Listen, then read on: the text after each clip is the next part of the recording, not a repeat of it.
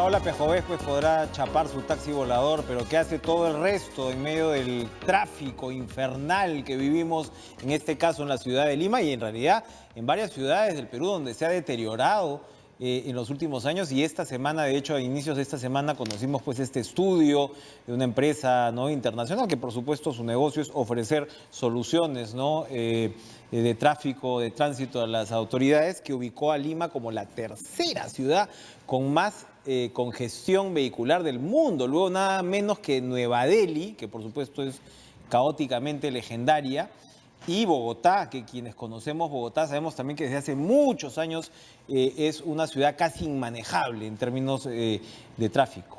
Y bueno, más abajo está Ciudad de México y demás. Entonces, el tránsito, por supuesto, es un tema de discusión en estos días. Evidentemente hay también otra discusión con el tema de los peajes, y es un eje vital.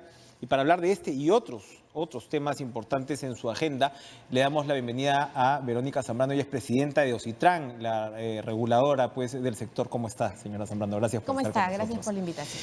Yo quería preguntarle primero puntualmente sobre este par de temas de coyuntura, porque sabemos que la Autoridad Única del Transporte ya tiene incluso el reglamento aprobado desde marzo, me parece que salió en el MTC, y se iban a tomar unos 90 días, ¿no?, para aprobar reglamentos adicionales. Me parece que era un mandato dentro de este mismo documento. Y evidentemente hay muchas esperanzas, entre comillas, de lo que puede hacer la ATU, ¿no?, para aliviar un poco esta situación de tráfico, de congestión vehicular que vive en ciudades como Lima. Cuéntenos, por favor, cómo va a funcionar esta autoridad y cuál va a ser el papel de OCITRAN, porque se dice además que se van a respetar, por supuesto, las competencias que ya tiene OCITRAN. Sí, por supuesto. Nosotros en OCITRAN somos el organismo que regula lo que es la inversión y supervisa lo que es la inversión en infraestructura de transporte de uso público. Entonces nosotros no solamente vemos el tema de red vial, sino también vemos el tema de ferrocarriles, de puertos, de aeropuertos. El ATU va a tener una competencia muy específica en lo que es en sí el tránsito, ¿no? Entonces ellos van a ver más la parte operativa, nosotros vemos la parte de infraestructura. No, digamos, en nuestro caso no hay ningún tipo de digamos, competencias que se estén, digamos, confundiendo, ¿no? ¿Tienen ustedes claridad de cuál es el déficit actualmente de infraestructura para lo que hablamos precisamente? Sí, claro. Bueno, nosotros tenemos un déficit de infraestructura en general en lo que es infraestructura de transporte, más o menos 50.000 millones de dólares, de los cuales tenemos una inversión comprometida de 15.000 millones y ejecutada 8.000 millones aproximadamente. Entonces son cifras bastante grandes. Hablando de infraestructura de transporte únicamente, ¿no?, sin hablar de lo que es la infraestructura en todo el país, que va más o menos, según cifras últimas de AFIN, eran 150.000 millones aproximadamente, o sea, 3 veces más. Entonces, en realidad es un déficit muy grande que hay que superar con, pienso yo, con inversión privada, ¿no? Porque es bastante difícil al Estado captar todo, probablemente lo que es salud, educación, sí, pero en estos temas de transporte generalmente se esperan las famosas APPs que ahora están lamentablemente tan satanizadas, ¿no? Pero que yo creo que sí son una solución. APPs es un tema, pero por ejemplo, iniciativa privada es otro, ¿no? Porque el caso, por ejemplo, de Línea Amarilla, que es un caso que está en controversia ahora, yo revisaba con detalle el caso ayer y era una iniciativa privada que corrió, digamos, sola, ¿no? O sea, presentaron la iniciativa APP, privada. Que es la asociación público-privada, se puede generar por una iniciativa pública o una iniciativa privada. La iniciativa es el origen, ¿no? Es como surge. Justamente ahora está hablando Proinversión de que se está trabajando un plan nacional de infraestructura, que es muy importante porque va a permitir priorizar cuáles son las necesidades en infraestructura que tiene el país. Entonces, eso va a permitir ser como una especie de lineamiento o indicador para que las entidades públicas o privadas puedan identificar cuáles son los proyectos de los cuales se tiene que priorizar. Quieran hacerlos, entiendo yo, a través de una iniciativa pública o una iniciativa privada, eso es independiente. Iniciativa pública es cuando el Estado dice, a mí me interesa este proyecto y lo lanza, ¿no? Claro, pero lo importante es que el proyecto esté justificado, esté, como usted dice, priorizado. Volviendo a este caso de Línea Amarilla, yo entiendo que este famoso túnel del Callao no estaba priorizado en ese momento en el Ministerio de Transportes y Comunicaciones, por ejemplo, ¿no? Yo ese tema, digamos, desconozco porque como no hay un plan, es que, por ejemplo, en el sector puertos, hay un plan nacional de puertos. Entonces, se conoce cuáles son los puertos que se quieren realizar. Exactamente. Pero en infraestructura, a mí me sorprendió mucho ya desde hace un tiempo que no hay un plan nacional de infraestructura que conecte los puertos, los aeropuertos, las carreteras, los ferrocarriles, que es lo que tenemos que hacer. Qué interesante, ¿no? La revelación que nos hace. Sí, claro, y eso es lo que entiendo se está trabajando justamente a nivel del Ministerio de Economía, porque la presidencia de Proinversión la tiene el Ministro de Economía. Entonces, está trabajando y ha dicho que estos próximos días va a salir. Entonces, creo que es algo que como país lo hemos debido tener hace años y yo saludo que ahora se esté haciendo, ¿no? Porque es la base para empezar a trabajar en estos temas. Pero planear, ¿no? precisamente, pues, la Comisión de Transportes tiene un proyecto de ley, creo que ya lo han aprobado en la comisión, a nivel de comisión, no sé si, ¿no? Que para ampliar la supervisión precisamente por parte de Ocitran. ¿Esto ya se amplió, ya se aprobó en la Comisión de Transportes o no? Se lo pregunto porque precisamente la idea, ustedes ven lo que son peajes licitados por el MTC, ¿no? Vías nacionales. Nosotros vemos vías Entonces uno nacionales. dice, en casos como estos, de repente sería pues también interesante que Ocitran pueda regular, supervisar peajes, por poner, como los que están en cuestión ahora en la Municipalidad de Lima, que tantos dolores de cabeza están trayendo no solamente a la ciudadanía, sino al modelo, como dice usted, en el caso de las APPs. O sea, aquí por lo que usted me dice, con la falta de este plan que hemos tenido en los años previos, y cada uno ha bailado con su pañuelo. Es decir, en estos casos, por ejemplo, la Municipalidad de Lima decía, bueno, yo priorizo esto. Con criterios, pues, a través de estudios, pero estudios unos muy independientes de otros. Cuanto a lo que se necesita en realidad, primero es un diagnóstico general para ver. El recurso es escaso, entonces se tiene que llevar hacia aquello que un estudio general arroje como lo más importante. Porque si hacemos estudios por sectores o separados, probablemente nos va a salir en cada lugar que hay una necesidad, que es correcto, pero eso no quiere decir que sea lo que en general se necesita, ¿no? ¿Ustedes podrían supervisar este tipo de concesiones? Yo he escuchado que existe esta iniciativa.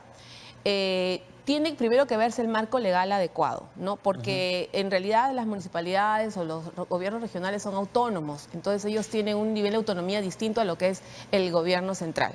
Nosotros justamente pertenecemos al gobierno central, entonces tendría que ser una competencia especial que tendría que ser dada por una ley que tenga el rango, entiendo yo, las de la ley marco, porque se va a ir contra lo que es la ley marco, ¿no? Se va a ampliar las competencias. Entonces, ahí, a nivel de ley orgánica, digamos, de gobiernos regionales, municipalidades va a cambiar. Entonces, ahí va a haber que hacer una modificación que tiene que verse, digamos, la forma legal que sea la adecuada.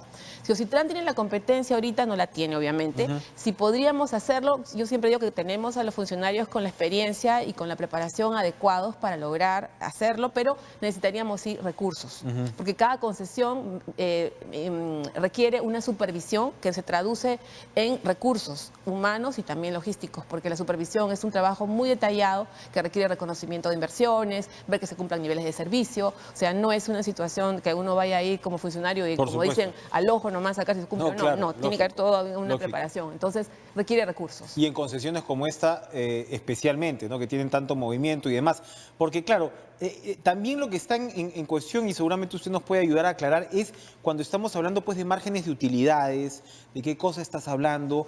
Nos decían por ahí que los modelos económicos son medio secretos, nos lo denunció el defensor del pueblo, que eran leyes que han sido ratificadas, ¿no?, por gobiernos sucesivos. ¿Eso es verdad? ¿Hay tan poca transparencia en este tipo de proyectos?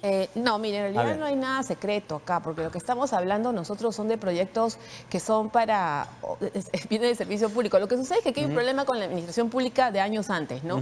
Siempre se cree que los planes, las cosas que uno trabaja en la administración son confidenciales, y es todo lo contrario. Todo debe ser transparente, todo tiene que ser abierto, todo tiene que ser público. Pero en la práctica han sido confidenciales. Lo que pasa es que las normas de transparencia ya tienen hace muchos años y se tienen que respetar. Lo que sucede es que cuando se lanza, recibe un proyecto, hay una etapa en la que sí es confidencial, sobre todo cuando hay iniciativa privada, porque obviamente es un proyecto que ha trabajado un privado y que lo está presentando. Entonces, como luego hay un plazo de unos 90 días en los cuales se pueden presentar otras propuestas, lo que no se quiere es que las nuevas propuestas pues sean un calco del que ya las presentó y las trabajó. Entonces, hay algunas etapas en concursos que sí pueden ser, digamos, privadas, pero lo que son las reglas del concurso, de ninguna manera debería mantenerse. Ya las bases, todo eso es abierto, porque si no, no habría manera de poder llevar adelante, digamos, con transparencia este tipo de trabajo. El que no revela su información está faltando la ley en este caso. Claro, hay una lista muy cerrada de lo que es confidencial en el Estado, que básicamente son temas vinculados a secretos bancarios, de seguridad, Hay una lista muy cerrada. Fuera de eso, todo debe ser abierto. Hablando de transparencia y de lucha contra la corrupción, ustedes en Ocitrán han aprobado, se les ha otorgado un certificado ISO, un mecanismo ISO, ¿no? Anticorrupción. Sí. No es ningún secreto que incluso un predecesor suyo está en la cárcel, el señor Juan Carlos Ceballos. Sí, O sea, sí. ha habido corrupción antes por el lado de Ocitrán. ¿Qué significa esto? Bueno, ¿Qué tipo de candados es el que plantea un ISO? Justamente creo que esto es una respuesta a este problema que hemos tenido en el sector, ¿no? En realidad, el señor, la persona que usted se refiere, que fue presidente de Ocitrán, fue presidente hace 2 gestiones anteriores a la mía.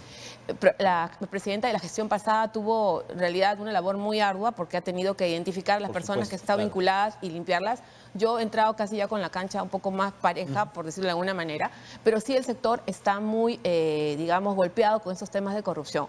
Entonces creo que es una respuesta a esta situación que nosotros nos hemos preocupado en certificar un ISO antisoborno.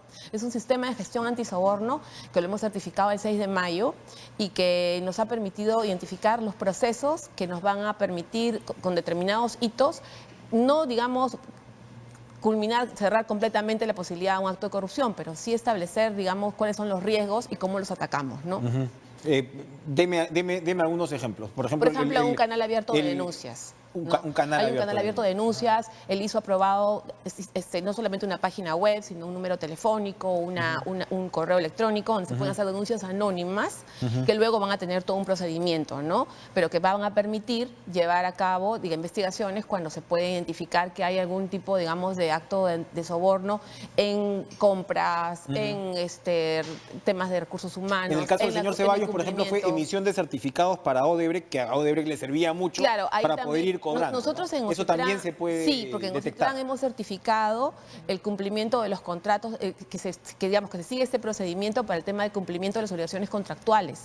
Entonces estamos certificando lo que vendría a ser el core de nuestro negocio, ¿no? Que es la supervisión, que es un elemento muy importante, porque a veces te dicen hemos certificado el antisoborno, pero ¿en qué lo han certificado? En un tema comunicacional, por ejemplo. Es importante el tema comunicacional, pero no es el centro de lo que es la línea de la actividad del sector, de la organización. Aquí hemos certificado en lo que es cumplimiento de obligaciones, en lo que es temas de recursos humanos y temas de compras, ¿no? Entonces, creo que sí es importante el trabajo que se ha hecho. Ha sido un esfuerzo adicional que se le ha pedido a los funcionarios y además que ya habíamos recertificado en su nueva versión el ISO de gestión de la calidad, el 9001. Entonces, en realidad, creo que sí estamos muy, digamos, afianzados con lo que son políticas que permitan, pues, brindar un adecuado compliance, ¿no? Perfecto. Control, cumplimiento. Perfecto, bueno, interesante. Y Ocitrán, entiendo yo, es de las primeras instituciones públicas reguladoras en este caso que está aplicando, ¿no?, estas herramientas que sin duda pues son importantísimas y urgentes. Verónica Zambrano, muchas gracias por esta visita. A usted, muchas gracias. Presidenta de Ocitrán, vamos a una pausa. Regresamos con el congresista Edmundo del Águila de Acción Popular. No se vayan.